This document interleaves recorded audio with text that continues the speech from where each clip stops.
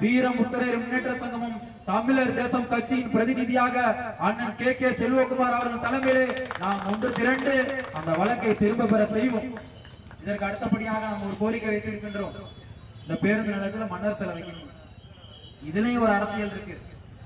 திமுக அதிமுக ஆட்சிக்கு வந்தா இந்த மற்ற முத்திரையர்களுக்கு என்ன வேணும், எங்கேயாச்சும் ஒரு சிலையை வச்சு கொடுத்துருவோம், ஒரு மணிமண்டபத்தை கட்டி கொடுத்துருவோம், திருச்சியில ஒரு 4 சீட்டை கொடுத்துருவோம், அவ்வளவுதான். இவங்க எல்லாம் திமுக அதிமுக ஓட்டு போட்டுருவான். அதே போலதான் நடந்திருக்கு. ஏற்கனவே திருச்சி மாவட்டத்துல ஐயா பேரரசர் பெரும்படுவதற்கு மிகப்பெரிய மன்னர் சிலை இருக்கு. அதற்கு அடுத்த கட்டமா வைக்கலாம் மணிமண்டபம். மன்னர் சிலைக்கு மணிமண்டபத்துக்கு 1 கிலோமீட்டர் கூட இருக்காது.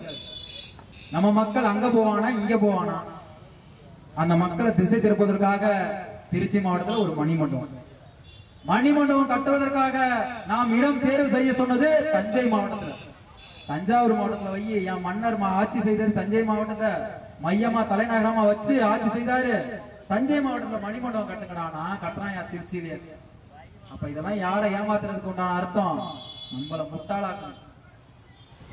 தமிழகம் முழுக்க பரவி வாழ்கின்ற முத்திரை சமூகத்தை அடையாளப்படுத்தக்கூடாதுன்னு திமுகவும் அதிமுகவும் வரிஞ்சு கட்டிட்டு வேலை செய்யறான். அதுல இருக்க முத்திரையர், குறிப்பா சொல்லணும்னா திமுக இருக்க முத்திரையரும் அதிமுக இருக்க முத்திரையரும் ஒன்னே நீ அடையாளப்படுத்தக்கூடாதுன்னு நினைச்சுட்டு இருக்கான். நீங்க திமுகவுல இருந்து அதிமுகவுல இருந்து வெளியில வந்து நமக்கான கட்சியான தமிழர் தேசம் கட்சியில இணைந்து பொன்னமராவதி மட்டும் இல்ல புதுக்கோட்டை மத்தியிலே மன்னர் சிலை வைப்போம்.